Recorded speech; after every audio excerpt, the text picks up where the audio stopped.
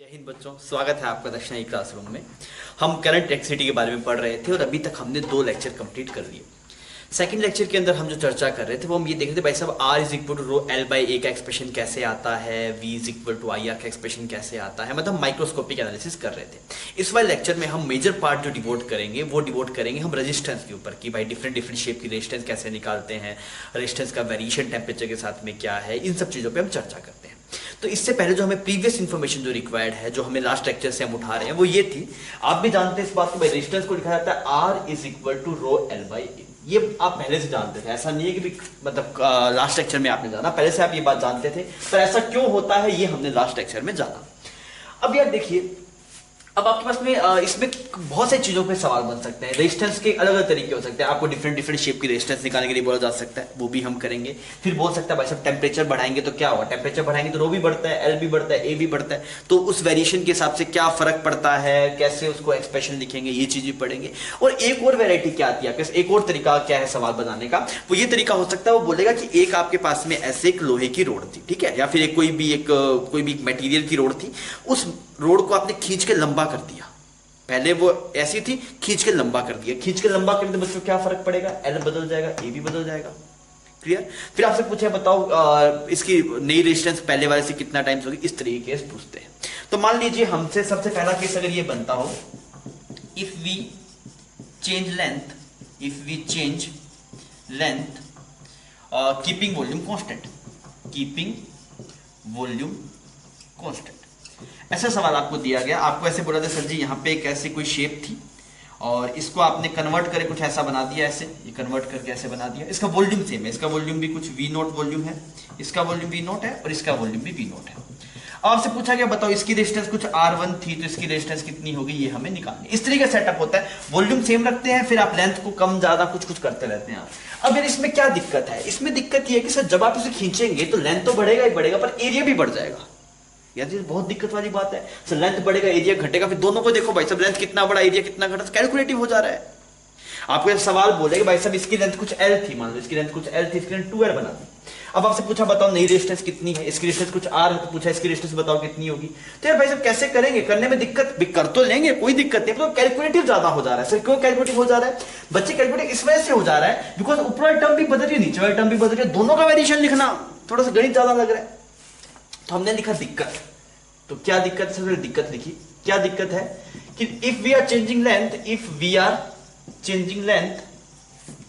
Then area is also changing, जब आप length को बदल रहे हैं तो एरिया भी बदल जा रहा है। तो क्यों ना एरिया को हटा दें। कैसे हटा, ऐसे मिटा दें क्या, नहीं ऐसे नहीं मिटा सकते भाई, को लॉजिक चाहिए, ऐसे थोड़ी भाई सर अच्छा लग रहा है इसको मिटा दो, अरे घर का थोड़ी है अपने। तो हमें क्या बोला गया भाई साहब कि if we are changing length को मैं खा गया था ना यहाँ पे, if we are changing length then area, ये तो राइटिंग माशाल्लाह है नहीं, then area is also changing, दोनों चीजें बदल रही है, लेंथ बदल रहा है तो एरिया बदल रहा है, तो ये दिक्कत हो रहा है। तो हम एक जुगाड़ करते हैं, क्या तरीका अपनाते हैं, हम इस एरिया को हटा देते हैं। कैसे हटाते हैं एरिया को, तो मैंने बोला R is equal to rho L by A में ऊपर नीचे L मल्टीप्लाई कर दो। अरे इससे क्या बेनिफिट है भाई दोस्त, इससे ये बेनिफिट है, ये बन जाएगा A इंटू में L, और A इंटू में L क्या होता है, वॉल्यूम होता है, तो यहां पे टर्म बन गया रो L square divide by volume. अब तू मजे ले, कोई दिक्कत नहीं। तुझे बोला भाई साहब लेंथ को डबल कर दिया, तुझे क्या बोला, लेंथ को डबल कर दिया, तो रेजिस्टेंस कितना टाइम हो जाएगा, 4 टाइम्स हो जाएगा। अगर तुझे बोला गया भाई साहब लेंथ को 3 टाइम्स कर दिया, तो रेजिस्टेंस कितना हो जाएगा, 9 टाइम्स हो जाएगा। सीधा रिलेशन आ गया। तो यहां से मुझे समझ में आ गया कि resistance is directly proportional to length का square if volume is constant. Clear. तो हम अगर इसमें मैं ऐसे बोलूं, इफ लेंथ इज डबल, तो रेजिस्टेंस बताओ कितने टाइम्स हो जाएगी, अगर तो रेजिस्टेंस कितने टाइम्स हो जाएगी, resistance will B 4 times, resistance will become 4 times. अरे सही है। अगर हम ये बोले नहीं सर लेंथ को हाफ कर दिया, if length is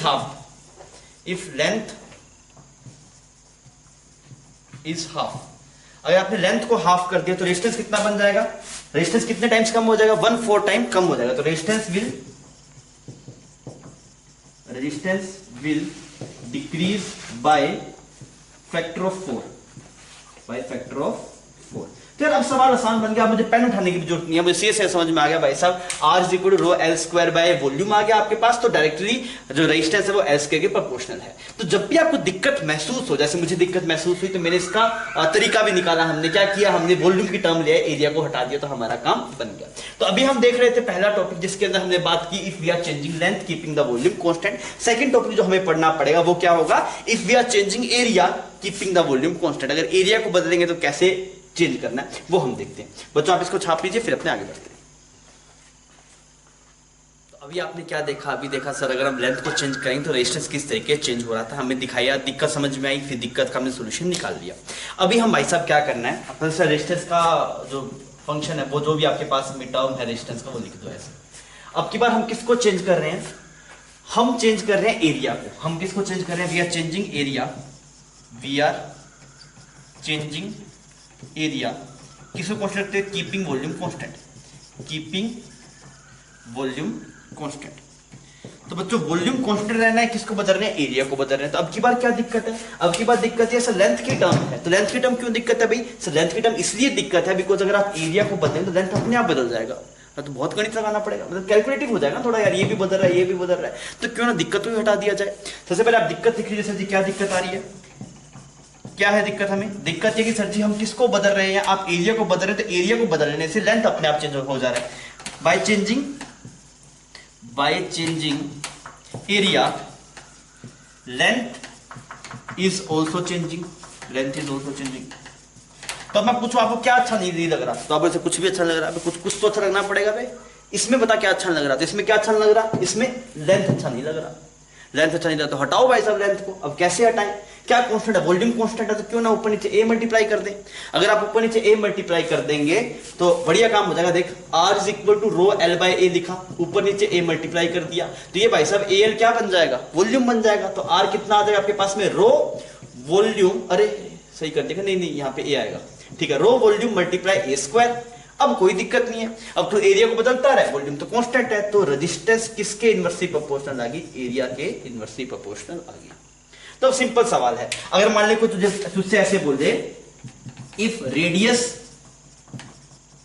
of wire is doubled, radius को भाई साहब डबल कर दिया, अगर आपने रेडियस को डबल कर दिया तो रेजिस्टेंस पे क्या इफेक्ट पड़ेगा, तो आप बोलते एरिया कितने टाइम्स हो जाएगा, एरिया अगर आपने देखिए एरिया होता है पाई आर स्क्वायर, एरिया क्या होता है बच्चों, पाई आर स्क्वायर। अगर आपने रेडियस को डबल कर दिया तो एरिया कितने टाइम्स हो जाएगा, area will become 4 times, area 4 times, और ए स्क्वायर क्या हो जाएगा 16 टाइम्स। हम क्या बोलेंगे, आर विल बिकम कितना बन जाएगा वो, आर बाई 16। अरे सही कर रहे हैं ना, कोई दिक्कत थोड़ी है। आपने रेडियस को क्या करा भाई साहब, डबल कर दिया, तो जो एरिया है वो 4 टाइम्स हो गया, तो ए का स्क्वायर कितने टाइम्स हो गया, 16 टाइम्स हो गया, तो रेडियस कितना बन जाएगा, 16 टाइम बन जाएगा। अगर बच्चों मैं ऐसे बोलूं कि कुछ भी कर रहा है यार, अब तो सब खेल है, कुछ भी कर लो, if radius is become, radius is decreased by R by 3, या फिर if radius becomes small R by 3, मतलब कितने टाइम कम कर दिया आपने, 1/3 टाइम्स कम कर दिया, तो एरिया पे क्या फर्क पड़ेगा, एरिया कितना बन जाएगा आपके पास 9, जो ए डैश होगा कितने टाइम्स बन जाएगा, 9 टाइम्स बन जाएगा, नहीं 9 टाइम्स कम हो जाएगा ना, जो एरिया बनेगा कितना बन जाएगा आपके पास, a बाई 9 हो जाएगा। और अगर आप स्क्वायर देखेंगे तो 81, तो रेजिस्टेंस कितना बन जाएगा, पहले रेजिस्टेंस r था, अब नया रेजिस्टेंस कितना होगा 81 का। सिंपल सी बात है, कोई दिक्कत नहीं इसके अंदर। तो आपको चमकना चाहिए आपने कैसे बनाया, हम समझने देखा भी कहां दिक्कत आ रही थी, हमें लेंथ अच्छा नहीं लग रहा था, तो ऊपर नीचे एरिया मल्टीप्लाई करा तो ये वॉल्यूम बन गया, नीचे ए स्क्वायर बन गया। इससे पहले वाले केस में आपको एरिया अच्छा नहीं लग रहा था, ऊपर लेंथ मल्टीप्लाई किया ताकि एरिया हट जाए। ठीक है बच्चों, आप इसको छापिए फिर अपने आगे बढ़ते हैं। तो बच्चों अभी हमने क्या देखा था, हमने देखा एक तो जो टाइप ऑफ प्रॉब्लम था वो ऐसा रहता है कि आपको बोलते हैं लेंथ को डबल कर दिया, रेडियस को डबल कर दिया, फिर एरिया को डबल कर दिया, तो आप रिजल्ट निकाल पा रहे थे। एक में कई बार क्या होता है परसेंटेज चेंज देता है, जैसे मान लीजिए आपको बोला जाए if length is increased by 1% then change in resistance will be. तो हम क्या करेंगे, हमें पता है आर का एक्सप्रेशन होता है R is equal to rho L by A, पर इसको हम यूज नहीं कर पाएंगे by keeping volume constant, by keeping volume constant मतलब वॉल्यूम कांस्टेंट है और आपने लेंथ को इंक्रीज कर दिया 1% से। अब इसको यूज करने में दिक्कत है कि एल भी वेरी करेगा तो ए भी वेरी करेगा, तो आपको डीएल बाय एल मतलब चेंज इन लेंथ तो पता है पर चेंज इन एरिया पता नहीं है, तो हम इसको यूज नहीं कर रहे, हम इसको यूज कर रहे हैं, अरे मेरी बात समझ में आ रही है? इसका बेनिफिट क्या है भाई साहब, ये वाला चेंज नहीं देखना पड़ेगा आपको, सीधा यहां से प्रोसीड कर सकते हैं। तो आपने ऐसे लिखा ln r is equal to ln rho by volume, एक साथ ही लिख दो, चलिए अलग अलग कर देता हूं, ऐसे बन जाएगा ln rho plus twice of ln l minus ln of volume. अगर आप इसको डिफरेंशिएट करेंगे तो ये टर्म बन जाएगा dr बाय r, ये बनेगा d row by row, d row by रो। अच्छा ये कितना बनेगा 2dl बाय l, और ये वाला टर्म कितना बनेगा minus d volume divide by volume. अरे सही है, ये वाला टर्म जीरो, कैसे जीरो, बिकॉज वॉल्यूम चेंज नहीं हो रहा। ये बदल गए भाई साहब, क्योंकि रो किसकी प्रॉपर्टी है, मटेरियल की, और आप लेंथ बढ़ाएंगे घटाएंगे उससे जो रेसिस्टिविटी है वो बदलती नहीं है। रेसिस्टिविटी बच्चों किसकी प्रॉपर्टी है, मटेरियल की। रेजिस्टेंस किसकी प्रॉपर्टी है, एक ऑब्जेक्ट की प्रॉपर्टी है, वो शेप पे डिपेंड करती है।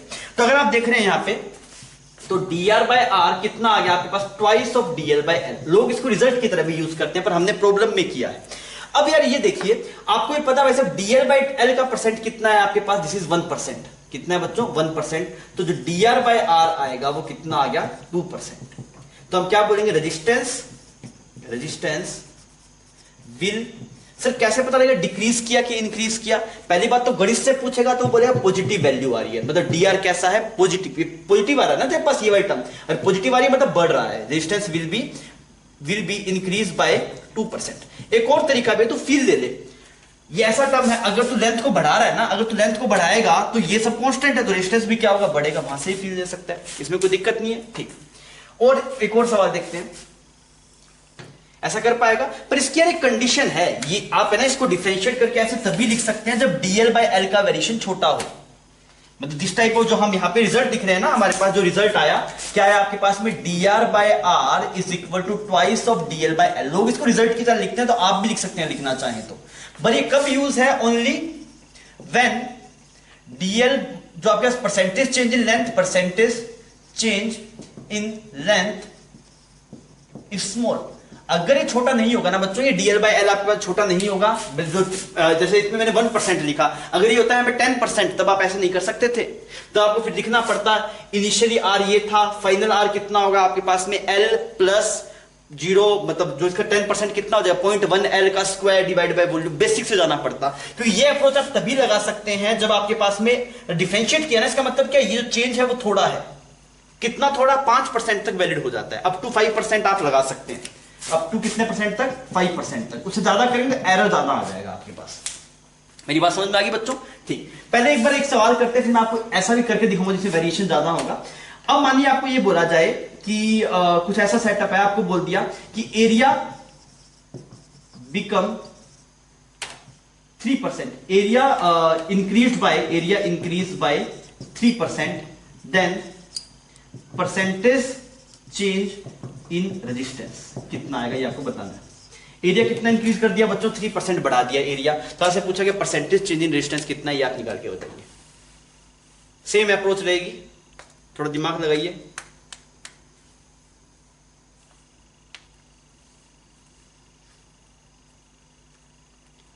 अभी हुआ? ठीक है, अगर नहीं किया तो स्क्रीन पॉज कर लीजिए।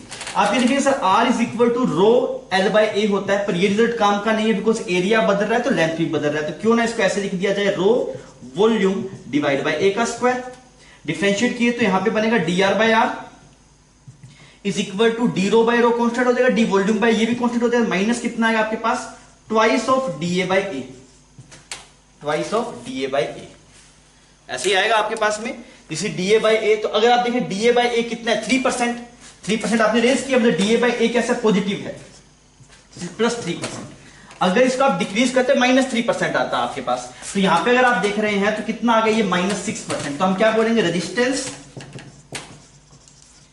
विल डिक्रीज बाय कितने परसेंट, 6%। काम करें, क्लियर। अगर इस सवाल में ऐसा होता ना कि अरे तुझे देखो क्या पढ़ना है, तू हटवे ना, ये क्या अगर आता है एरिया इज डिक्रीज बाय 3%, क्या आता है एरिया डिक्रीज बाय 3%, तो यहां पे ये टर्म कितनी आती, -3 आती, तब ये क्या हो जाता है, हम बोलते हैं रेजिस्टेंस विल इंक्रीज बाय 6%। अरे ठीक है, अगर आप मान लो सिर्फ गणित से नहीं हमें फील्ड समझाओ, तो फील्ड समझ देखिए आप, अगर एरिया बढ़ेगा तो रेजिस्टेंस घटेगा, तो यहां पे एरिया क्या हो रहा है, बढ़ रहा है 3% से, तो रेजिस्टेंस क्या हो जाएगा, घट जाएगा। अगर इसका उल्टा होता, वैसे एरिया को घटाते तो रेजिस्टेंस बढ़ जाता। तो फिजिक्स पढ़ रहे हैं आप, एंजॉय कीजिए फिजिक्स को, आप गणित से पूछेंगे तो गणित भी आपको सही जवाब देगा। समझ गया बच्चों? इतना छापिए, फिर अपने आगे बढ़ते हैं। सवाल आपके सामने है। अब की बार जो रेडियस को चेंज किया वो थोड़ा चेंज किया, कितना 1%। जब भी थोड़ा चेंज करे तो आप जो डिफरेंशिएट करके रिजल्ट लिखते थे वो यूज कर सकते हैं, पर बच्चों जब भी चेंज बड़ा आएगा तो बेसिक से जाना पड़ेगा। वो कैसे जाएंगे मैं एक सवाल करके दिखाऊंगा, पहले आप इसको प्रोसीड कीजिए।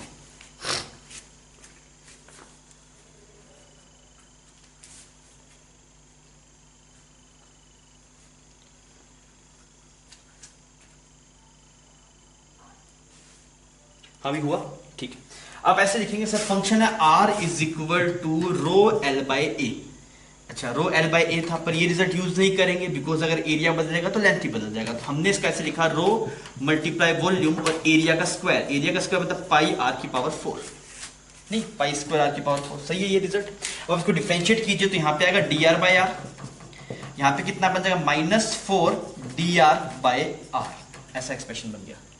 सर कैसे बना ऐसा एक्सप्रेशन? या देख ये कांस्टेंट है, ये कांस्टेंट डिफरेंशिएट करेगा 0 आ जाएगा। ये रो स्क्वायर भी कांस्टेंट, सिर्फ इसका डिफरेंशिएशन करना है। तो इसको डिफरेंशिएट करेगा तो r की मतलब इसका पहले ln लेगा। तो मैं करके दिखाऊंगा, बेसिक से करके दिखाता हूं। ln r, ln रो, ln volume, ln volume -4 ln r minus ln पाई का ट्वाइस। ऐसा एक्सप्रेशन। अब जब आप इसको डिफरेंशिएट करें तो ये बनेगा डी आर बाई आर, ये बनेगा डी रो बाई रो। ये क्या बनेगा? डिफरेंशिएशन ऑफ वॉल्यूम किसके रिस्पेक्ट में? वॉल्यूम के रिस्पेक्ट में। ये बन जाएगा -4 डी आर बाई आर। ये क्या बन जाएगा? -2 डी पाई बाई पाई। ये सब तो कांस्टेंट है ना यार, ये भी 0, ये भी 0, ये भी 0। सिर्फ क्या आया? D R by R. अच्छा ये आर आर आपको कंफ्यूज कर रहा है कि छोटा आर है ना, ये रेडियस है आपके पास। यहाँ पे छोटा आर कर देता हूँ ताकि कंफ्यूजन ना हो। ठीक है, ये एक्सप्रेशन आ गया आपके पास। तो अब आप क्या बोलेंगे? D R by R is equal to -4 D R by small R. अब आपने क्या बोला कि रेडियस इज इंक्रीज बाय 1%। तो अगर इंक्रीज किया तो डी आर पॉजिटिव है, तो ये एक्सप्रेशन कितना है बच्चों? 1%। तो अगर रेडियस आपने 1% इंक्रीज किया मतलब ये टर्म पॉजिटिव होगी, तो रेजिस्टेंस क्या होगा? Resistance will be decrease by कितना? 4%। क्लियर है ये बात? अगर भाई ऐसा होता कि वो बोलता रेडियस को डिक्रीज किया तो ये टर्म नेगेटिव लिखते, फिर 4% आता। मैं बोलता गणित में दिक्कत है, कोई दिक्कत नहीं। यहां पे देखिए सीधा, अगर आप बच्चों रेडियस को बढ़ाएंगे तो एरिया टर्म बढ़ेगी, तो रेडियस जो रेजिस्टेंस है वो क्या होगी? कम होगी। रेडियस को बढ़ाएंगे तो टर्म बढ़ेगी, तो रेजिस्टेंस ऑटोमेटिकली क्या हो जाएगी? कम हो जाएगी। अब आइए यार, अच्छा ठीक है, अप्रोक्सीमेशन समझ में आ गया बच्चों, ऐसे लेके आप इसको कर सकते हैं। पर अगर मान लीजिए कभी ऐसा हो, if length is increase by 10%, then percentage change in the resistance। अब की बार आप क्या ये ऐसा अप्रोक्सीमेशन लगा सकते हैं क्या? आप लिख तो देंगे, पर ये जो टर्म होता है dr बाय, इसमें dr क्या होता है? छोटा होता है ना, तो अब क्या आप इसको ऐसे प्रोसीड नहीं कर सकते। तो खतरा मेंशन करके ये वाली बात लिख लेना क्या कि सर जी जो अब की बार परसेंटेज जो हम डिफरेंशिएट करके रिजल्ट लिख रहे थे वैसे नहीं लिख सकते, बेसिक से जाना पड़ेगा। बेसिक से जाना होगा। बेसिक से जाना होगा। क्यों जाना होगा? बिकॉज परसेंटेज चेंज बड़ा है, परसेंटेज चेंज बड़ा है। छोटा होता तो बात बन जाती, 1% होता कोई दिक्कत नहीं थी, पर अब की बार दिक्कत है। तब कैसे करेंगे? आप अटेम्प्ट कीजिए, फिर मैं करके दिखाता हूं आपको। हम देखिए इसको, ठीक। तो आप ये बोले sir R is equal to rho L square multiply volume, यह रिजल्ट यूज करेंगे। तो इनिशियल तो ये हो गया आपके पास में, फाइनल देखेंगे तो R रो की जगह रो, एल की जगह कितना है? L प्लस 10% है ना, 10% कितना हो गया बच्चों आपके पास? 0.1 L, 0.1 L का स्क्वायर डिवाइड बाय वॉल्यूम।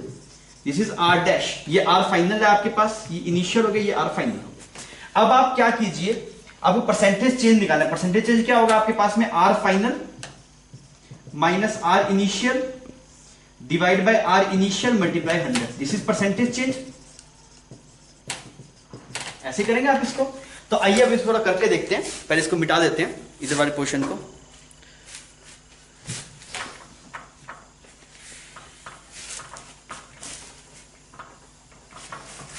अब देखिए यार, R फाइनल की वैल्यू कितनी है? R फाइनल है रो, और L की जगह कितना है? L प्लस 0.1 L का square divide by volume. R final minus R initial कितना है? Rho L square divide by volume, divide bye कितना बच्चों? रो L डिवाइड बाय वॉल्यूम। तो रो रो रो साफ, वॉल्यूम वॉल्यूम वॉल्यूम साफ, एल अगर आप देखेंगे एल स्क्वायर था ना ये, अगर आप एल स्क्वायर को साफ करेंगे तो कैसी टर्म बन जाएगी आपके पास, मल्टीप्लाई 100 करना है, ये परसेंटेज चेंज है। अब देखो इसको करके दिखाते हैं अपने, तो ये टर्म बन जाएगी 1.1 का स्क्वायर माइनस 1 का square divide by 1 multiply 100। L square common ले काट दिया आपने, अरे सही है ये। अच्छा अभी इसकी वैल्यू निकाल लो, ये कितना है 1.21 माइनस 1 तो कितना है 0.21 आया बच्चों, कितना है 0.21 मल्टीप्लाई 100 तो कितना है 21%, कितना है बच्चों 21%। अगर आप डायरेक्ट यूज करते, अगर आप डायरेक्ट करते वैसे तो आपके पास एक्सप्रेशन आता है dr by R is equal to 2 times dl by L. तो वहां से अगर आप देखते तो कितना आता बच्चों 20% आता। किससे करते अगर अप्रोक्सीमेशन लेके करते, अप्रोक्सीमेशन। तो देखिए अप्रोक्सीमेशन और जो रियल में आ रहा है वो ये आ रहा है परसेंटेज चेंज, ये आपके पास आंसर है। पर अगर आप उससे करते थोड़ा वेरिएशन आता, देखिए 20% का, यहाँ पे 20 था वहां पे 21 था, 1% का वेरिएशन आ गया, तो ये वेरिएशन बड़ा है। तो इसलिए मैं बोल रहा हूं जब तक ये 5% तक की बात करें तो आप लगा लेना, 5% ज्यादा बात करें तो आप बेसिक से करना। चमक गया बच्चों, आप छापिए। रेजिस्टेंस वाले सवाल इंपॉर्टेंट रहते हैं, नीट में ऐसे सवाल आने की प्रोबेबिलिटी बहुत ज़्यादा रहती है, तो हम थोड़ा प्रैक्टिस कर रहे हैं। नीट के लेवल के सवाल थे, उनकी थोड़ी प्रैक्टिस कर लेते हैं ना हम। तो सवाल आपके सामने है, सवाल में बोला गया a wire of resistance 5 ohm is stretch so that to such a length so that its radius become half, fine what will be the new resistance, ये आपको बताना है। सिंपल सवाल है नीट लेवल का, आप करके बताइए मुझे।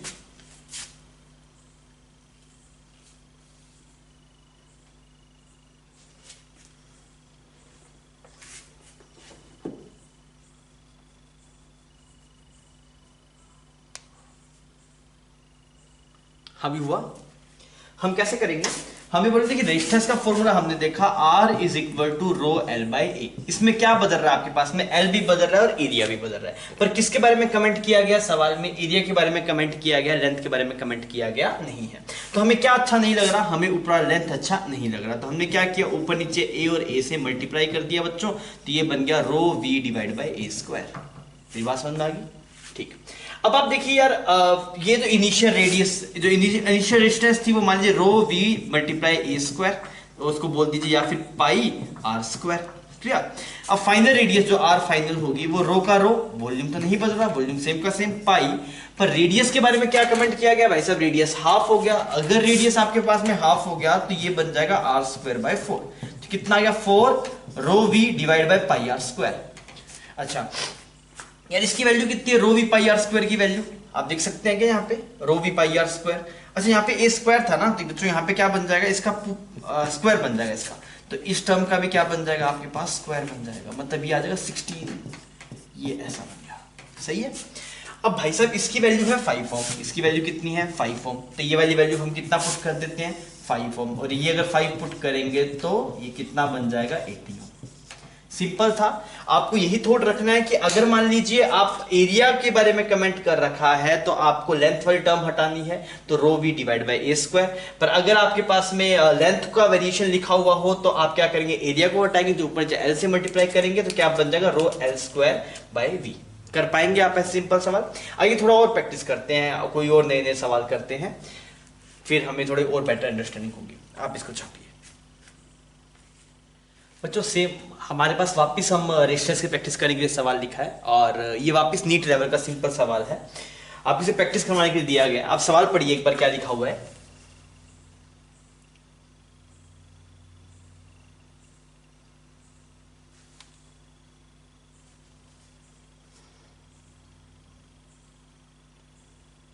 हमें क्लियर है सवाल। सवाल में क्या बोल रहा है, the resistance of wire is 12 ohm, जो वायर की रेजिस्टेंस है वो 12 ओम है। What is the resistance of the another wire of same material but length is twice of first wire and radius is also equal to the 2 times of the radius of first wire. आप करके बताइए कि आपका क्या answer आ रहा है।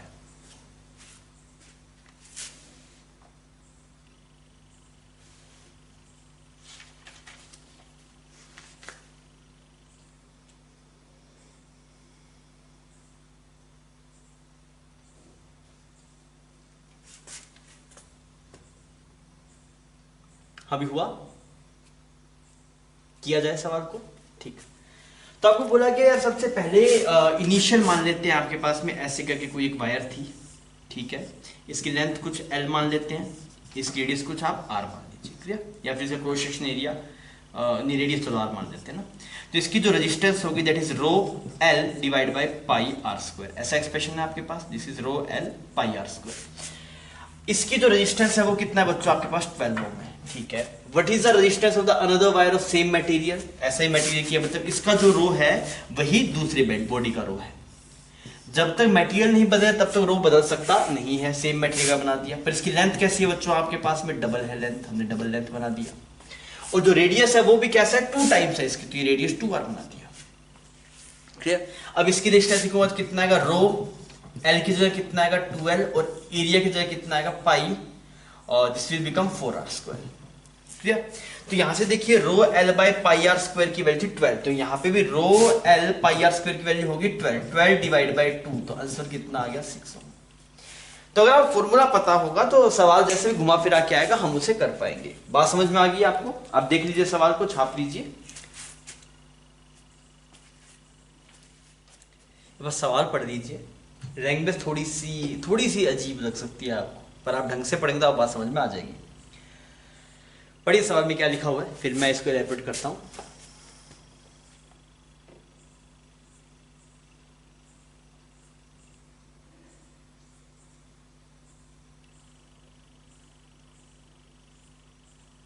ठीक है, सवाल में क्या लिखा हुआ है, a wire have resistance 10 ohm is cut into 5 equal parts, 5 हिस्सों में काट लिया। 3 parts are twisted together, 3 parts को एक साथ ट्विस्ट कर दिया, 2 पार्ट्स को अलग से ट्विस्ट कर दिया। Now they both are joined end to end, फिर इन दोनों को एंड टू एंड ज्वाइन कर दिया। तो अब जो रेजिस्टेंस आएगी सेटअप की वो कितनी होगी ये आपको निकालनी है। तो अगर आप बेसिक कंसेप्ट से करें तो हो जाएगा, सिंपल है सवाल, नीट लेवल ये है। करके बताइए आप मुझे।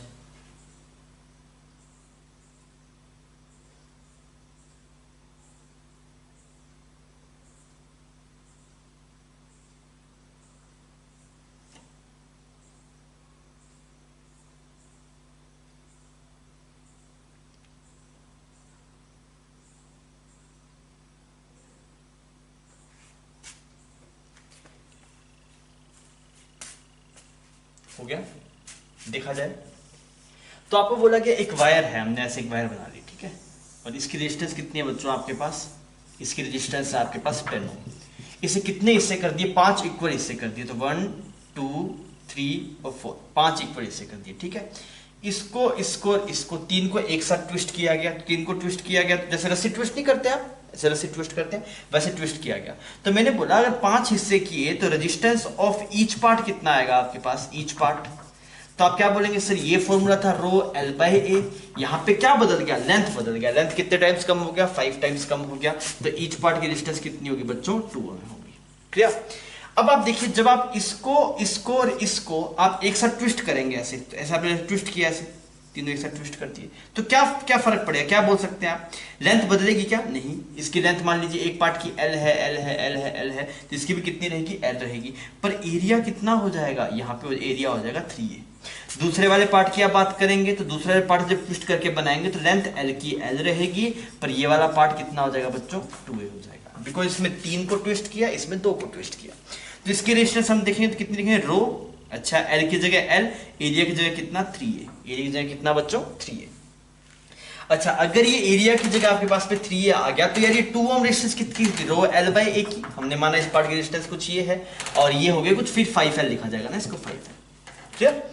यार इसकी रेजिस्टेंस अगर आपके पास में 2 ओम है तो ये कितना आ गया, 2/3 ओम, बहुत बढ़िया। इसमें चेक करते हैं रेजिस्टेंस तो कितना है, rho L by A, A की जगह कितना 2A, rho L by A की वैल्यू कितनी 2 ओम, तो इसकी वैल्यू कितनी 1 ओम।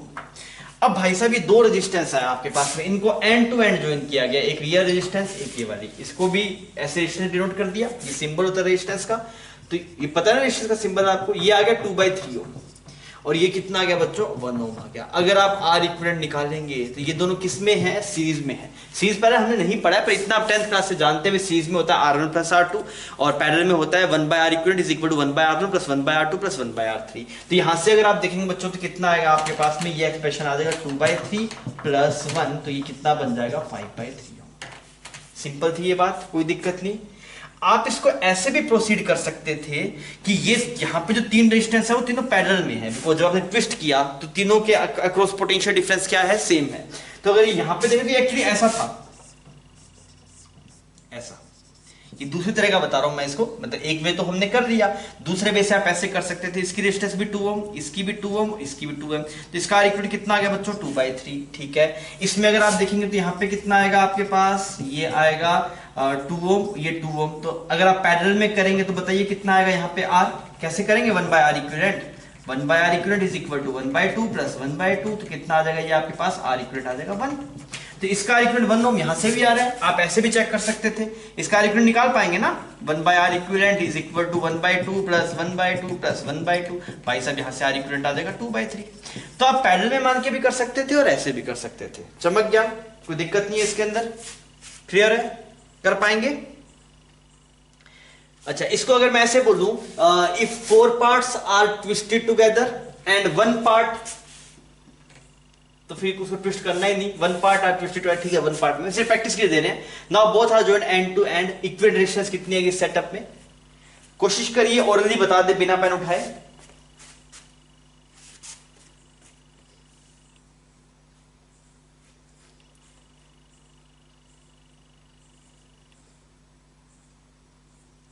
हुआ भी? अब की बार क्या होगा दोस्त, अब की बार 4 रेजिस्टेंस को एक साथ जोड़ दिया, 4 रेजिस्टेंस को एक साथ जोड़ दिया, तो कैसे जोड़ेंगे, ऐसे आपने जोड़ दिया, मान लीजिए ये 1 2 3 4 ऐसे जोड़ दिया। आप दोनों अप्रोच से कर सकते हैं, यहां से अगर करेंगे तो इसकी वैल्यू तो आ गई, हर एक की वैल्यू 2 ओम 2 ओम 2 ओम 2 ओम। अच्छा, 1/R इक्विवेलेंट कितना करेगा तू, is equal to 1/2 plus 1/2 plus 1/2 plus 1/2। इसको सॉल्व कर तो कितना आ रहा है तेरे पास, दिस विल बिकम 2/4, ये आ जाएगा 1/2 ओम। 1/R इक्विवेलेंट की वैल्यू आ रही है 4/2, पर तुझे 1/R इक्विवेलेंट नहीं चाहिए, तुझे R इक्विवेलेंट चाहिए, तो उल्टा करना पड़ेगा उसका। ये तो मेथड 1 हो गया, मेथड 2 उससे भी कर सकता, रो L/A से, उससे भी यही आएगा। अच्छा, दूसरे वाले पार्ट की रेजिस्टेंस कितनी बनेगी, सिर्फ एक ही है वो, तो वो 2 ओम का आपके पास है। अच्छा, अब की बार R इक्विवेलेंट देखूंगा मैं, तो ये वाले पार्ट की रेजिस्टेंस आपके पास कितनी बन गई, ये वाली बन गई भाई साहब 1/2, और ये वाली R की कितनी बन गई 2 ओम। आप इन दोनों को जोड़ दीजिए भाई साहब, तो RAB जो आपके पास आएगा that is 2 plus 1/2 that is 5/2 ohm. Clear है, कर लेंगे इस तरह का सवाल, कोई दिक्कत नहीं, ठीक है बच्चों, आप इसको छाप लीजिए। बच्चों सवाल आपके सामने है, बोला गया कि वायर को जो लेंथ है वो 30% बढ़ा दी गई ना, तो रेजिस्टेंस से परसेंटेज चेंज कितना है ये आपको निकाल के बताना है।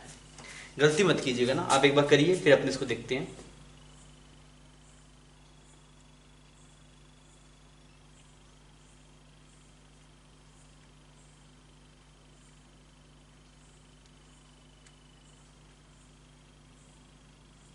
हाँ भी हुआ, किया जाए सवाल को। आपने अभी देखा सर ये आता है, ये आपने जो टोटल रिलेशन अभी तक पढ़ा है, अगर आप याद करना चाहते तो ऐसा कुछ रिलेशन था dl/l। अच्छा, और क्या था आपके पास में, एक था ट्वाइस ऑफ dA/A माइनस में, और यहाँ पे था माइनस का 4 dr/r। इतना ही रिलेशन पढ़ा है बच्चों, इसमें तो कोई गलती नहीं, ये रिलेशन पढ़ा है। अच्छा, आप बताइए ये लगा सकते हैं क्या यहाँ पे ये हम नहीं लगा सकते, we can't apply, we can not apply this in about question. क्यों नहीं लगा सकते, बिकॉज भाई साहब ये सब चीजें तभी लगती है जब परसेंटेज चेंज क्या हो, बहुत कम हो, पर अब क्या परसेंटेज चेंज क्या है, अच्छा खासा है। तो सर कैसे करना पड़ेगा, बेसिक से करना पड़ेगा। तो आपने लिखा R is equal to rho L/A था, किसको चेंज किया जा रहा है, लेंथ को चेंज किया जा रहा है, तो ऊपर नीचे लेंथ मल्टीप्लाई कर दिया, तो कितना गया rho L² divide by volume, rho L² divide by volume. तो इनिशियल ये था, this is R initial. Resistance final अगर तो निकालने जाएगा तो रो L की जगह कितना बन जाएगा आपके पास 1.30L। कैसे बना सर, या तो ऑब्वियसली चेक कर 30% लेंथ बढ़ा दिया, तो पहले अगर L था तो अब कितना हो जाएगा 1.30L। समझ में आ रही है ये बात, तो यहाँ पे हम बिल्कुल बेसिक से गए, यही था बेसिक। अब क्या करते हैं, अब दोनों को डिवाइड मार देते हैं। अब दोनों को डिवाइड मारोगे बच्चों तो क्या आएगा आपके पास, resistance initial divide by resistance final, ऊपर टर्म बन गई रो L² बाय वॉल्यूम, नीचे वाला में क्या बन गया रो L की जगह कितना आया आपके पास, दिस इज 1.69, सही है। इसका स्क्वायर कितना बनेगा 1.69 बनेगा आपके पास, क्लियर, ठीक। यहाँ पे L² डिवाइड बाय वॉल्यूम, हमने क्या किया, वॉल्यूम ने वॉल्यूम को मार दिया, रो ने रो को मार दिया, L² ने L² को मार दिया। तो भाई साहब जो आपके फाइनल आया, final R final that is 1.69 of R initial, ऐसा आया आपके पास। हमें क्या पूछा गया, हमें परसेंटेज चेंज पूछा गया, परसेंटेज चेंज। तो परसेंटेज चेंज क्या होता है, D delta R by R होता है परसेंटेज चेंज। डेल्टा आर देखता हूं कितना है, that is 1.69 R minus initial था सिर्फ आर डिवाइड बाय आर। आपने बच्चों इसको किया तो ये डेल्टा आर बाय आर कितना आ रहा है आपके पास 0.69, मतलब कितना परसेंट, 69%। मेरी बात समझ में आ गई। पर अगर आप इसको इस वाले एक्सप्रेशन से करते तो कितना आता, 60%, मतलब एरर आ रही है। बिकॉज यह रिजल्ट कब सही है, जब आपके पास में परसेंटेज चेंज छोटा हो। यहाँ पे परसेंटेज चेंज बड़ा था, इस वजह से बेसिक से करना पड़ा। तो आप सोच के अगर आप ऐसे कर देते, गलती से आंसर आता 60, पहला ऑप्शन रहता आप करते पर वो गलत हो जाता। तो अब क्या आंसर क्या आ रहा है आपके पास, 69%। तो चमक गई आपको ये बात। यहाँ पे ध्यान रखिएगा कि जब ये रिजल्ट यूज कर रहे हो उस टाइम पे आपके पास परसेंटेज चेंज क्या होना चाहिए, बहुत छोटा होना चाहिए। क्लियर है बच्चों, आप छाप लीजिए इसको। बच्चों पहले एक सवाल कर लेते हैं, बहुत देर से थ्योरी कर रहे हैं, थोड़ा सवाल कर लेते हैं। सवाल में ये है आपके पास में कि आपको रेजिस्टेंस बताना है। आपको एक क्यूबॉइड बनाया गया, तीनों साइड्स की जो लेंथ है वो दिखा दी गई, ए बी एंड सी। आपको रेजिस्टेंस बताना है, मटेरियल की रेजिस्टिविटी रो गिवन है। सबसे पहले गिवन है कौन कौन से फेस है, front end back face, second top and bottom face, third right and left face. Clear है। तो ये वाला जो फेस है वो फ्रंट है, ये वाला फेस क्या है, फ्रंट है आपके पास में, जिसका ए बी साइड है वो फ्रंट फेस है। This face is front face. आगे तो आप कर पाएंगे सारा फ्रंट, ये वाला सामने वाला दिखाई देगा। करके बताइए कितना कितना रेजिस्टेंस आ रहा है, फिर अपने सोल्व करेंगे।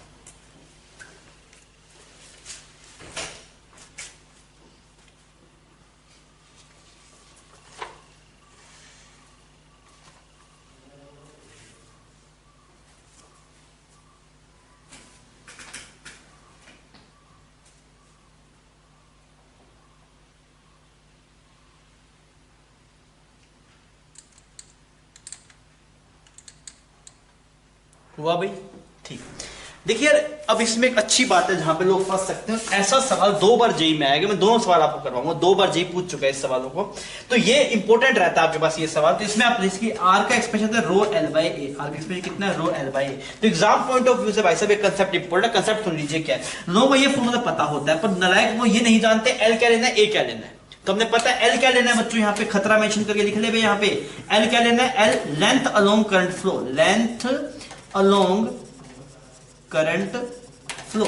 और ए क्या लेते तुझे, area perpendicular to the current flow. समझ में आ रही है। वापस से ढंग से नोट कर ले कहीं पे, R equal rho L by A में एल है वो क्या, length along the current flow, और ए क्या, area perpendicular to the current flow.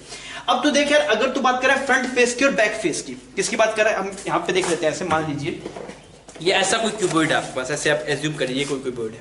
तो ये फ्रंट फेस हो गया, ये वाला बैक फेस हो गया। क्लियर, ये फ्रंट फेस और बैक फेस। तो करंट कैसे जा रहा होगा, ऐसे ऐसे करंट जा रहा होगा, ऐसे करंट जा रहा होगा। अगर ये फ्रंट है, ये बैक है, तो करंट कैसे जा रहा है, ऐसे जा रहा है। तो लेंथ कौन सी लेनी है, ये वाली। एरिया कौन सा लेना है, ये वाला। लेंथ ये आएगी और एरिया क्या आएगा, ये वाला आएगा। जब आप इस वाले की और इस वाले के अक्रॉस निकाल रहे हैं तो करंट कैसे फ्लो करेगा, ऐसे। एरिया कैसा आएगा, ऐसा। दो जब तो इस वाले फेस और इस वाले फेस के बीच में निकाल रहा है तो करंट ऐसे फ्लो करेगा। तो ये लेंथ आएगा, ये एरिया आएगा। चमक रहा है क्या, ठीक। तो अभी हम क्या लिखेंगे इसके अंदर, तब बड़ी सजी देखिए, सीधी सी बात है, हमें समझ में आ गया। रो तो रो, फ्रंट और बैक फेस के अंदर, फ्रंट और बैक फेस में करंट ऐसे जा रहा है, ऐसे। तो लेंथ क्या आएगी, सी। और बच्चों एरिया क्या आएगा आपके पास, ए बी। बहुत बढ़िया, ये सही था क्या आप लोगों का। अगर आप बात करेंगे टॉप और बॉटम, टॉप और बॉटम, तो रेजिस्टेंस क्या आएगा आपके पास में, रो। एल की जगह क्या आएगा, जिस लेंथ के लोग करंट आ रहा है, कौन सी लेंथ के लोग आ रहा है, बी के। और एरिया क्या आएगा बच्चों आपके पास, एसी। अरे ठीक। फिर अगर आप बात करेंगे right and left, right and left, right left, right left, इसके बीच में अगर आप देखेंगे तो आर कितना आएगा, रो। एल की जगह कितना आएगा बच्चों, ए, क्योंकि इस वाले लेंथ का लोग जा रहा है करंट। और एरिया कितना आएगा आपके पास, बीसी एरिया आएगा। तो छोटा सा कंसेप्ट, जेई ऐसे ही पॉइंट, कोई भी एग्जाम होगा, जेई होगा, नीट होगा, ऐसे ही पॉइंट पकड़ेगा जहां पर लोगों को कुछ आइडिया हो पर वो गलत आइडिया हो। जैसे आपको रो एल बाई ए पता है पर एल क्या ये नहीं पता, ए क्या पता है, इसका मतलब नहीं पता ना, अब पूरी इंफॉर्मेशन नहीं है उस चीज की। तो आप पता होना चाहिए भाई साहब, R equal rho L by A में खतरा करके मेंशन कर ले, एल क्या length along the current flow और ए क्या area perpendicular to the current flow. अगर ये बात पता होगी सवाल बहुत खटाके से हो जाएगा तेरे पास। छाप इसको, फिर मैं और सवाल देता हूं। ये सवाल प्रीवियस ईयर जेई में आया हुआ है, 2010 में पूछा गया था ये सवाल।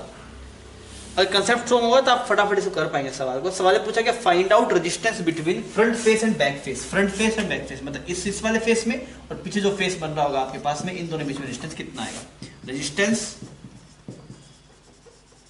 Between front end back face कितना रेजिस्टेंस आएगा, ये आपको निकाल के बताना है। कर पाएंगे इस सवाल को? रो गिवन है आपको, बस ये देखना एल कौन सा लेना है, ए कौन सा लेना है, फटाफट करके बता, फिर अपने से आगे बढ़ेंगे थोड़ा।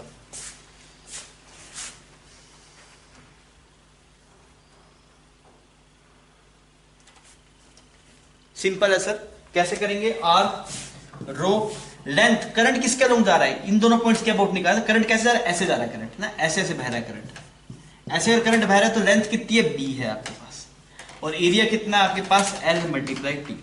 तो ये रेजिस्टेंस आगे कोई दिक्कत नहीं। अगर पूछता भाई साहब इस वाले फेस और इस वाले फेस को मुझे तब भी बताया था, रो एल की जगह एल आता और एरिया की जगह कितना आता? बी इंटू में टी। जही इस वजह से दिया, जो लोगों को याद होगा L rho L by B, तो लोग इसको एल लिख देंगे ऊपर, ये ऑप्शन था आपके पास में, पर ये गलत है, ऐसा नहीं होगा। हमें पता है भाई साहब रो एल बाई में एल, ये नहीं जो एल लिखा है वही एल है, नहीं ऐसा नहीं है। लेंथ क्या है? वो लेंथ जो करंट फ्लो के अलोंग है, और एरिया कौन सा? जो इस जो करंट फ्लो के परपेंडिकुलर एरिया है। समझ गया बच्चों? ठीक है, एक और सवाल देता हूं मैं आपको इसी तरीके का। ऐसा क्रॉस सेक्शन है आपके पास में, मतलब फ्रंट व्यू ऐसा दिखाई दे रहा है आपको।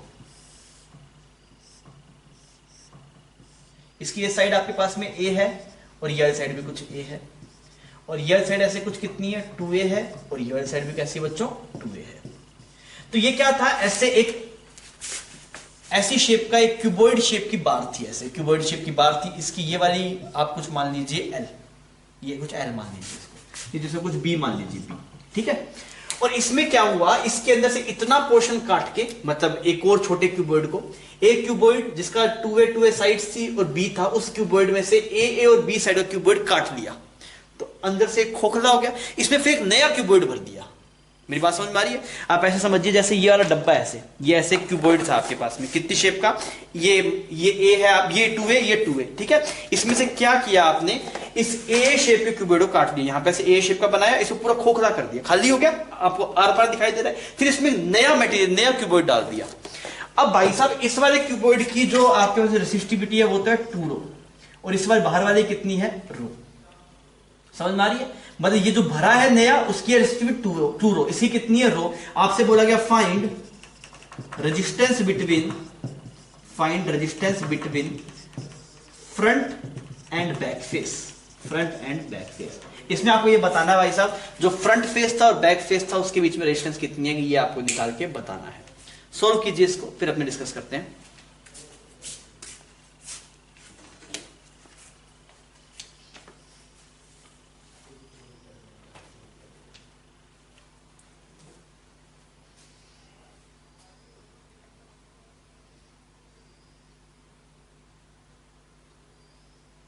अभी हुआ बच्चों?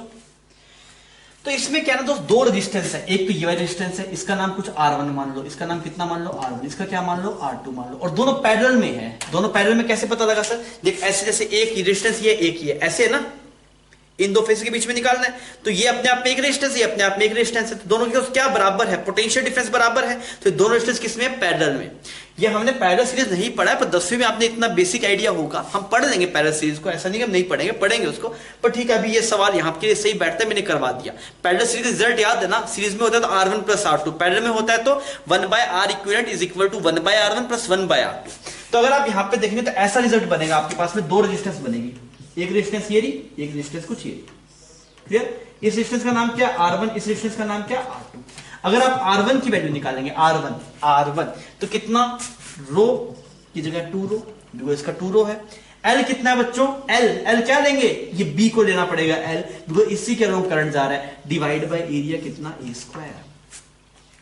अरे चमक रहा है इतना, कोई दिक्कत नहीं, ठीक है। R2 देख, R2 रो क्या मटेरियल है उसका? रो है उसका, वो जो रेसिस्टिविटी है वो रो है। Length again B, divide by area, area 4a² आएगा क्या? नहीं आएगा दोस्त, 4a² कितना आएगा? बिकॉज भाई साहब ये वाला एरिया जिसमें करंट फ्लो कर रहा है इसे कॉरस्पॉन्डिंग वो 3a² है, 4a² में से a² काट लिया ना, कितना है बच्चों? 3a²। अब काम हो गया आपके पास। अब आप कर लीजिए, आर इक्विवेलेंट आप निकालेंगे 1/r equivalent is equal to 1/r1, और 1/r1 की वैल्यू कितनी, 1/r1 प्लस 1/r2। आप इसको सोल्व कर लीजिए तो आर इक्विवेलेंट आ जाएगा। आर इक्विवेलेंट निकाल के बताऊंगा कितना आता है आपके पास, r1 r2 divide by r1 प्लस r2, 2/3 divide by 1 plus 2/3, 5/3, 2/5। R equivalent आएगा 2/5 rho b divide by a square. आप इसे करेंगे तो ये रिजल्ट मिल जाएगा आपको। कोई दिक्कत नहीं इसके अंदर? कुछ गलत कर दिया, मुझे लग रहा है कुछ गलत कर दिया। एक मिनट बोलना एक बार। ये आएगा 2 1/3 डिवाइड बाय 2 प्लस 1/3 ना, तो ये 7/3 आएगा, तो 2/7, so this will B 2/7, 2/7। Clear? ये आपके पास रिजल्ट आएगा। तो आपको समझ में आ गया, आपने देख लिया भाई साहब, दो अलग मटेरियल है, दोनों का रो डिफरेंट डिफरेंट, वो लिख लिया, फिर एल लिख दिया, ए लिख दिया, काम बन गया, कहानी खत्म। ठीक है, आप छापिए इसको। सवाल में आपके पास में एक होलो सिलेंडर है, उसकी इनर रेडियस r1 है, आउटर रेडियस r2 है। समझ में आ गया?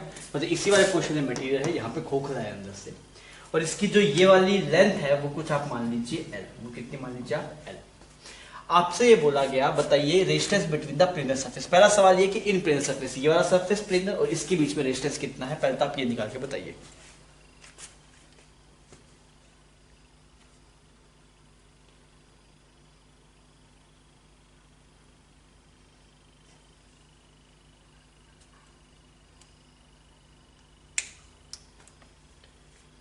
हुआ? ये सिंपल है सर, आर का फॉर्मूला रो। अच्छा, एल कौन सा है, ये वाला है एल। ये क्या है, एल। हर एक पॉइंट पे एरिया कितना है, एल, और एरिया है आपके पास में pi, this is r2 square minus r1 square. ये आपके पास एरिया, तो ये रेशियो आए, खत्म बात। अगर ऐसा होता आपके पास, जो मैं अगले सवाल में करूंगा, अगर मान लीजिए हर एक पॉइंट पे एरिया डिफरेंट डिफरेंट होता, तब आप डायरेक्टली नहीं लिख सकते। अभी सीधा इस वजह से लिख पाए बिकॉज बॉडी सिमेट्रिक है, हर एक पॉइंट पे क्रॉस सेक्शन एरिया क्या है आपके पास, सेम है। अगर हम सेकंड केस में इस सवाल को थोड़ा सा और अच्छा बनाए, हम बोले find resistance between inner cylinder, inner curve surface, inner curve surface, inner and outer curved surface, between inner and outer curved surface। Inner और आउटर कर्व सरफेस के बीच में जो रेजिस्टेंस है वो कितना है, ये आपको निकालना है। पहले समझ में आया क्या मास्टर क्या पूछना चाह रहा है, पहले देख लो आपको समझ में आ रहा है क्या, फिर मैं एक्सप्लेन करता हूं। मैं पूछ रहा हूं, ऐसा सिलेंडर है, जैसे ऐसा ही सिलेंडर है आपके पास में, तो ये जो इनर वाला कर्व सरफेस है, ये वाला, इसके बीच में और आउटर के बीच में डिस्टेंस कितना है ये बताना। समझ में आ रहा है? इनर वाला और ये आउटर वाला, इसके बीच में डिस्टेंस कितना है ये बताना है आपको। इससे पहले हमने क्या निकाला था, इस वाले फेस और इस वाले फेस के बीच में, इस फेस और इस फेस के बीच में कोई दिक्कत नहीं थी। अभी किसमें निकाले, इनर सरफेस और आउटर सरफेस के बीच में। आप निकाल के बताइए। अच्छा सवाल है, आप स्क्रीन पॉज कर लीजिए, थोड़ा टाइम लग सकता है आपको।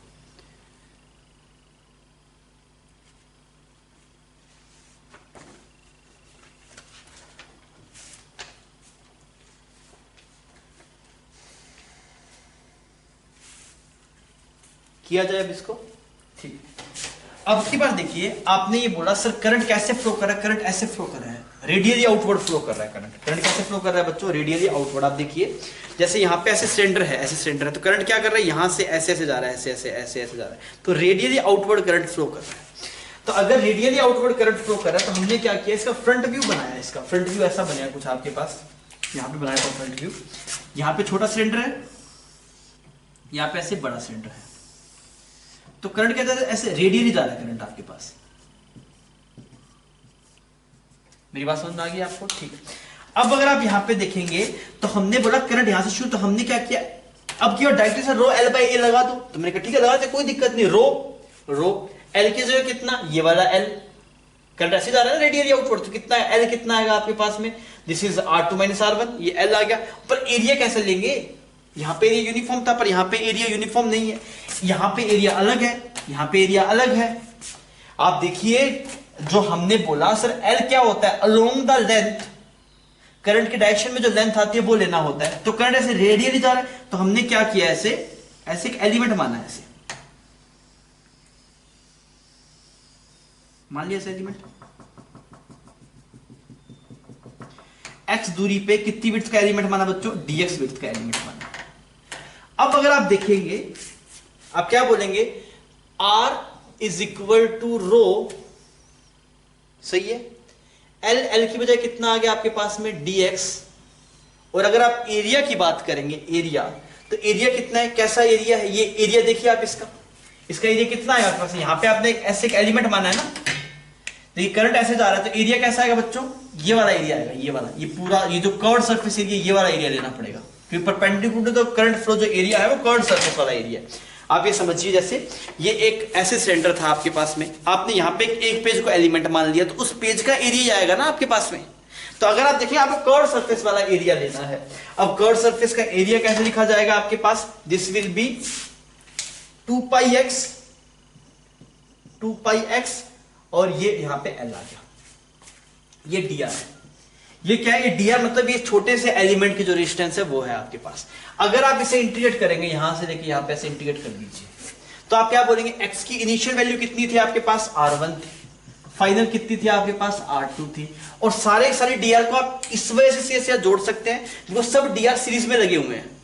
सीरीज क्या होता है, जब सब में करंट सेम होता है तो सीरीज होता है। अब यहां पे देखिए, जो करंट इस वाले क्रॉस सेक्शन से पास होगा वही आगे वाले से पास होगा, वही उससे आगे वाले से पास होगा, तो आप डायरेक्टली इंटीग्रेट कर सकते हैं। अगर पैरेलल वाला कुछ रिजल्ट होता है 1/dr करके इंटीग्रेट करना पड़ता। आप इसे सोचेंगे नहीं, आप सीधा कर देते हैं यहाँ पे, पर मैं बता रहा हूं कि आपने ऐसा क्यों किया, बिकॉज देखिए यहाँ पे आपने छोटा एलिमेंट माना, फिर उससे बड़ा माना, फिर उससे बड़ा माना, तो जो करंट इससे जा रहा है वही करंट इससे जा रहा है, वही करंट इससे जा रहा है, सबसे वही करंट जा रहा है। बस सबसे जब करंट सेम होता है वो सीरीज होता है, सीरीज से जुड़ता है। आर नेट क्या होता है, R1 + R2 + R3, तो यहां पे डायरेक्टली इंटीग्रेट करेंगे, सीधा सीधा जोड़ दिया, क्लियर। अगर आप देखेंगे यहां पे तो बन गया R इक्विवेलेंट, तो रो आपके पास कॉमन आ गया, 2 पाई एल कॉमन आ गया, और यहां पे कितना आ गया, ln r की लिमिट कहां से कहां तक, ln r2 divide by r1, ये आपके पास R इक्विवेलेंट आ गया। तो इसके लिए भी, इसको करने के लिए आपको सही ढंग से क्लियर होना चाहिए भाई साहब, R = रो L/L में L कौन सा लेना है, जिस लेंथ के लोग करंट जा रहा है। तो मैंने देखा भाई साहब करंट रेडियली जा रहा है, तो ये वाली लेंथ लेनी पड़ेगी। कितनी लेंथ है वहां पे, dx। एरिया अगर आप देखें तो एरिया कौन सा आएगा, यही ये वाला एरिया आएगा। ये एरिया कितना है बच्चों आपके पास, 2 पाई x मल्टीप्लाई dx, सॉरी 2 पाई x मल्टीप्लाई l, क्योंकि ये कर्व सरफेस वाला एरिया जा रहा है ना। यहाँ पे देखिए ऐसे ऐसे करंट जा रहा था, तो परपेंडिकुलर एरिया कौन सा आएगा, ये कर्व वाला एरिया आएगा। वो कर्व वाला एरिया कितना आपके पास, 2 पाई x मल्टीप्लाई l, तो ये रिजल्ट आ गया।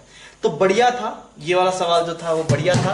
ये आपको कंसेप्ट सिखा देगा भाई साहब कि अगर आप समझ जाएंगे भाई साहब एल कैसे लेना है, ए कैसे लेना है। ठीक है बच्चों, आप इसको छापिए। करें टेम्परेचर को चेंज करने के साथ में रेजिस्टेंस में क्या चीज आता है, इसके बारे में हम बात कर रहे हैं। हमने ये चीज तो देख लिया सर, अगर आप टेम्परेचर को इंक्रीज करेंगे तो जो रेसिस्टिविटी है वो बढ़ेगी कंडक्टर्स के लिए, और अभी हम कंडक्टर की बात कर रहे हैं, सेमी कंडक्टर के लिए अलग से चैप्टर है हमारे पास। तो अगर आप यहाँ पे देखें तो एक्सप्रेशन ऐसे लिख सकते हैं, R = रो L/A। मतलब अगर आप लेंथ को बढ़ा रहे हैं, एरिया को कम कर रहे हैं, तो रेजिस्टेंस ज्यादा होगा। रेजिस्टेंस का मतलब ये होगा वो करंट को फ्लो करने में अपोज कर रहा है। रेजिस्टेंस का मतलब क्या होगा बच्चों, वो करंट को फ्लो करने में अपोज कर रहा है। आप इसको ना वाटर से लिंक कर सकते हैं। जैसे मान लीजिए आपके पास में एक ये वाली ऐसी पाइप है, छोटी सी पाइप है, ये ऐसी इतनी बड़ी पाइप है, इसमें पानी फ्लो होने में, और एक ऐसी इतनी सी पाइप है, इसमें पानी फ्लो होने में, किसमें पानी फ्लो होना आसान है, इसमें पानी फ्लो होना आसान है, इसमें पानी फ्लो होना मुश्किल है। तो आप क्या बोलते हैं, इसमें जो वाटर रेजिस्टेंस है वो ज्यादा है, इसमें वाटर रेजिस्टेंस कम है। सेम ऐसे ही आप चार्ज का मूवमेंट देख सकते हैं। देखिए अगर आपने इसमें क्या किया, लेंथ को बढ़ाया और एरिया को घटाया। अगर आप लेंथ को बढ़ाएंगे, एरिया को घटाएंगे, तो रेजिस्टेंस बढ़ेगा। आप देखिए अगर ऐसा होगा तो पानी को फ्लो होने में दिक्कत होगी। पर अगर आप बात करें सर आप बड़ा पाइप रखेंगे तो पानी बहुत इजीली फ्लो कर सकता है आपके पास में। तो इसमें क्या किया, एरिया को बढ़ाया, लेंथ को कम किया। तो ये आप इससे लिंक कर सकते हैं, पर इसका अलग है सिनेरियो। पर हमने एक एक चीज को बहुत एलिमेंटल तरीके से देखा, तो ये एक्सप्रेशन हमें मिला, R = रो L/A। इतनी बात चमक रही है बच्चों। तो आप रेजिस्टेंस को, आप कहीं फंस जाए ना, तो आप इस वाली रेजिस्टेंस को वाटर रेजिस्टेंस से कंपेयर कर सकते हैं, तो वहां से आपको जवाब मिल जाते हैं कई बार। अभी देखिए मुझे बोला कि टेम्परेचर को चेंज करेंगे तो क्या क्या फर्क पड़ेगा। मैंने बोला अगर आप टेम्परेचर को बढ़ाएंगे तो रो पक्का बढ़ेगा, पर लेंथ और एरिया भी तो बढ़ेगा। तो हमें क्या करना से बहुत दिक्कत होगी, बिकॉज अगर आप टेम्परेचर को बढ़ाएं तो रो तो चेंज हो ही रहा है, साथ में एल भी चेंज हो रहा है, ए भी चेंज हो रहा है। तो हमें सबकी वजह से देखना पड़ेगा। तो अब देखिए कैसे करते हैं हम इसको। हम सबसे पहले ln उठा लेते हैं। तो ln लेंगे तो यहाँ पे ln r बन जाएगा, यहाँ पे कितना बन जाएगा, ln रो बन जाएगा, यहाँ पे ln l बन जाएगा, यहाँ पे माइनस ln a बन जाएगा। तो अब अगर हम इसको देखेंगे तो ये बन जाएगा आपके पास में जी dr/r। इसको आप डिफरेंशिएट करेंगे तो यहाँ पे बन जाएगा d/ρ, और यहाँ पे क्या बन जाएगा आपके पास में dl/l, और यहाँ बन जाएगा माइनस da/a, ऐसा बन जाएगा। अब dr/r क्या है, देखिए आप ऐसे लिखते हैं कि dr = हम मान रहे हैं r अल्फा डेल्टा t, ऐसे लिख सकते हैं हम dr। तो dr बाय r कितना है आपके पास में अल्फा डेल्टा टी, इसको अल्फा डबल डैश मान लो इसको। डी रो क्या है, D rho by row, again वहां पे क्या बनेगा अल्फा डेल्टा टी, ये क्या बनेगा अल्फा डैश डेल्टा टी, और ये बनेगा -2 alpha dash delta T. Sir ये क्या है, अल्फा क्या है, अल्फा डैश क्या है, अल्फा डबल डैश क्या है। देख अल्फा डबल डैश तो है तेरे पास में, ये तो क्या है रेजिस्टेंस का वेरिएशन बता। तो अल्फा डैश क्या है, अल्फा डबल डैश क्या है तेरे पास, coefficient of resistance, coefficient of resistance temperature पे डिपेंडेंस जो होगा। अल्फा क्या है आपके पास में, coefficient of resistivity, coefficient of resistivity. और यहां पे जो अल्फा डैश है आपके पास में, alpha dash that is coefficient of linear expansion, coefficient of linear expansion. हमने सबका एक्सपेंशन कंसीडर कर लिया। आप बोले सर रो भी बदलता है तो एल भी बदलता है, ए बदलता है, हमने सब कंसीडर कर लिया, कोई दिक्कत नहीं, पूरा कंसीडर कर लिया। तो यार ये अल्फा डैश है कोफिशिएंट ऑफ लीनियर एक्सपेंशन। अच्छा अब अगर आप यहाँ पे 2 अल्फा क्यों लिया, बिकॉज हमें लिया था कोफिशिएंट ऑफ सुपरफिशियल एक्सपेंशन, तो वो क्या होता है 2 अल्फा होता है ना आपके पास में।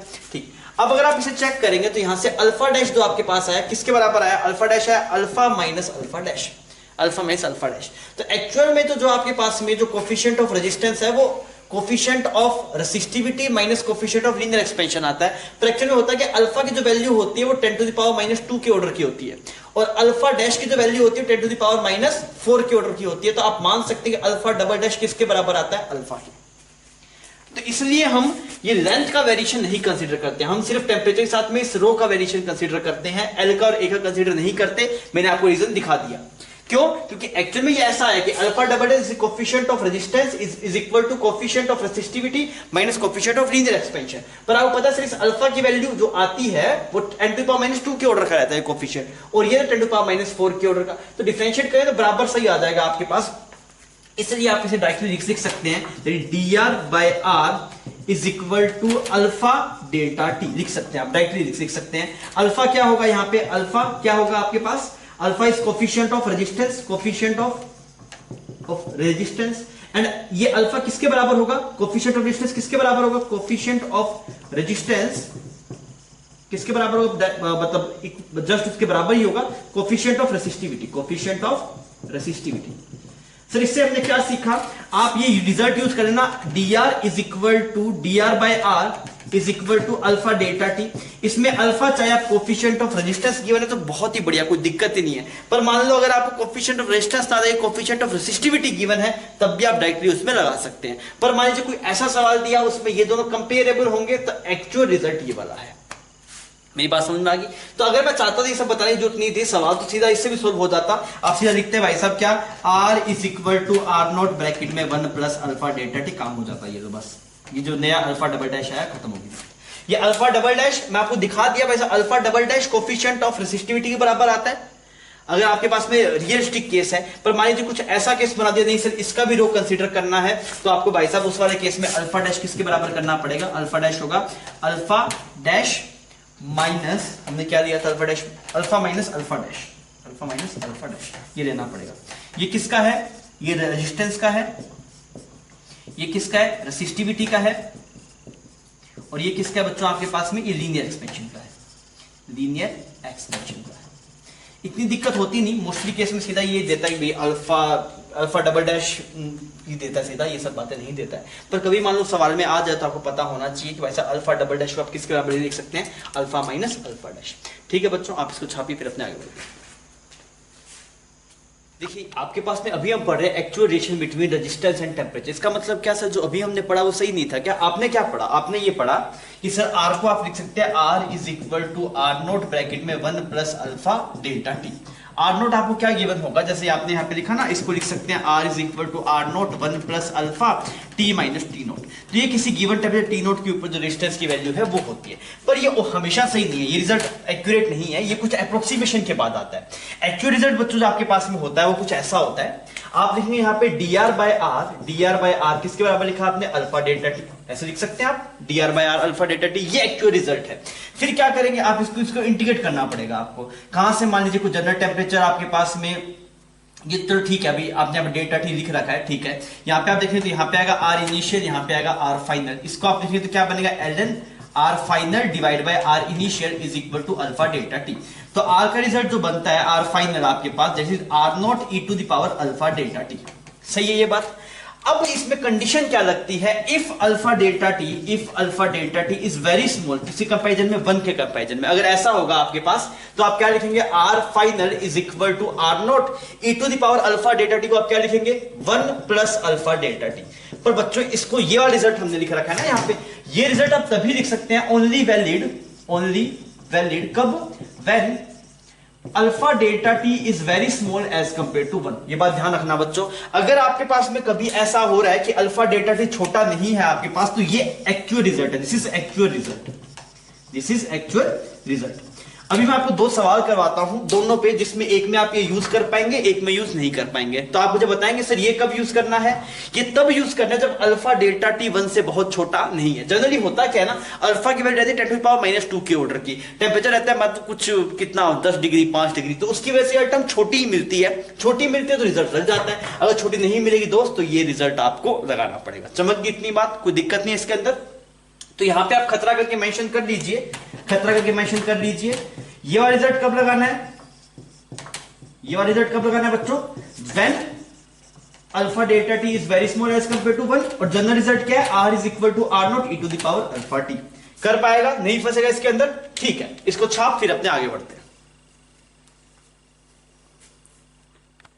बच्चों सवाल है आपके सामने, आपको 2 फॉर्मेट में सवाल लिखा हुआ, एक ये सवाल है, एक ये सवाल है। इस वाले सवाल में तो क्या बोला कि आप पहले पढ़ लीजिए दोनों सवाल, पहले इसको पढ़ लीजिए, पहले हम इसको अप्रोच करेंगे ना, पहले इस सवाल को कर लीजिए फिर अपने इसको देखेंगे। पहले आप इसको अप्रोच करके देखिए, पहले सवाल पढ़ दीजिए फिर मैं बता देता हूं आपको।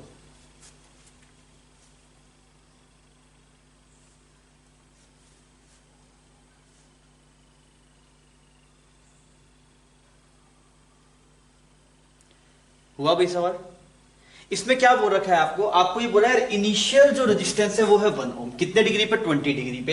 टेम्परेचर को रेज किया, सो फाइनल रेजिस्टेंस कितना बन गया इसका, 1.2 ओम। अल्फा की वैल्यू आपको गिवन है। अब आपसे पूछा बताओ रेज इन टेम्परेचर कितना होगा। अब यार मेरे दिमाग में डाउट ये आ रहा है सर क्या लगाना है, मतलब R is equal to R naught bracket 1 plus alpha delta T लगाना है, या फिर R is equal to R naught e to the power alpha delta T, क्या लगाना चाहिए वो आपको सोचना है।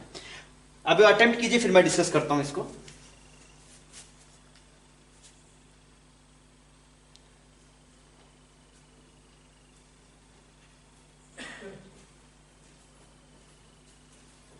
हाँ भी हुआ सवाल, ठीक। अब देखिए यार हमने ये जाना कि अगर आपके पास में अल्फा डेल्टा थीटा की वैल्यू बहुत छोटी आती है 1 से, तब आप ये रिजल्ट लगा सकते हैं। अब देखिए अल्फा की वैल्यू कितनी, 10⁻²। टेम्परेचर देखिए पहले 1 ओम था, 1.2 ओम, टेम्परेचर थोड़ा सा बढ़ाया होगा, कितना बढ़ाया होगा आपसे अप्रोक्स 10 डिग्री 20 डिग्री, तो फिर भी अगर आप देखें तो वैल्यू छोटी आएगी। तो अगर ये कंडीशन लग रही है मतलब वो रिजल्ट लगाया जा सकता है, R is equal to R naught 1 plus alpha delta T लगाया जा सकता है। आइए अब इसको लगाते हैं। तो मैंने बोला फाइनल रेजिस्टेंस कितना बन गया 1.2, इनिशियल कितना है 1, यहाँ पे कितना है 1 प्लस अल्फा की जगह कितना 10⁻², और डेल्टा थीटा हमें निकालना है, अब निकाल लेंगे कोई दिक्कत नहीं है इसके अंदर। अब इसको सोल्व करते हैं थोड़ा, तो यहाँ पे कितना बन गया 0.2 बन गया, और यहाँ पे कितना बन गया 10⁻², और यहाँ पे डेल्टा थीटा बन गया। तो डेल्टा थीटा की वैल्यू कितनी है बच्चों आपके पास, ये सही है ना, यहाँ पे ये ऐसे लिखा हमने 1.2 था यहाँ पे, ओके, और यहाँ पे 1 था, 1 प्लस अल्फा डेल्टा टी, बहुत बढ़िया। तो एक्सप्रेशन 1.2 का बन गया। हमें निकालना क्या है, find out raise in temperature, ठीक है। तो ये आ गया जो 2 डिवाइड बाय 1000, इतना डिग्री सेंटीग्रेड टेम्परेचर रेज हुआ होगा आपके पास, तो ये इसका आंसर हो जाएगा। और अगर आप देखेंगे ये पूछा डेल्टा थीटा, तो ये आपके पास आंसर आ गया इसका। क्लियर है, कोई दिक्कत नहीं इसके अंदर। सिंपल हमने वो रिजल्ट लगाया, फाइनल टेम्परेचर फाइनल रेजिस्टेंस लिखा is equal to initial resistance 1 plus alpha की वैल्यू लिख दी आपने, और मल्टीप्लाई डेल्टा थीटा कर दिया। आपने आगे प्रोसीड किया तो आपको इजीली इसका जवाब मिल गया, 0.2 आ गया, ये आपने सोल्व कर लिया। कुछ गलत किया क्या हमने इसके अंदर, एक बार ना, हाँ ये यहाँ पे तो मैं सोचू कुछ कम कैसा रहा है, यहाँ पे 10 आ गया आपके पास, और यहाँ पे अगर आप देखेंगे तो 100 आ जाएगा ना। तो यहाँ पे डेल्टा थीटा कितना आ गया बच्चों आपके पास, यहाँ पे अगर आप देखें जैसे 200 डिवाइड बाय 10 तो कितना आया 20 डिग्री सेंटीग्रेड टेम्परेचर का चेंज आया, 20 डिग्री सेंटीग्रेड, मतलब फाइनल टेम्परेचर कितना बन गया होगा आपके पास 40 डिग्री सेंटीग्रेड बन गया होगा।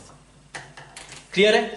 अच्छा अब आप इसको प्रोसीड कीजिए। इस बार सवाल बोला गया रेजिस्टेंस 10 ओम थी 0 डिग्री पे, अल्फा आपके पास में इतना है, तो रेजिस्टेंस पूछा गया कब 273 डिग्री सेंटीग्रेड पे। आप करके बताइए इस सवाल को।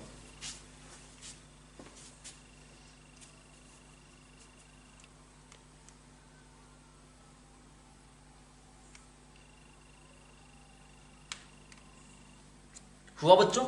हम क्या बोले सर इस वाले केस में जो अल्फा डेल्टा थीटा है, इसमें जो अल्फा डेल्टा थीटा है उसकी वैल्यू कितनी है, आप अल्फा की वैल्यू और डेटा थीटा कितना 273, ये तो 1 आ गया आपके पास। अगर ये बच्चों 1 आ गया, ऐसा एक्सप्रेशन आ रहा है ना आपके पास, ये पर यहां पे देख लेंगे, यहां पे डिग्री में था तो हमने डायरेक्ट डिग्री पुट किया तो 1 आ रहा है, मतलब ये यहां पे अप्रोक्सीमेशन नहीं लगा सकते, we can not use approximation.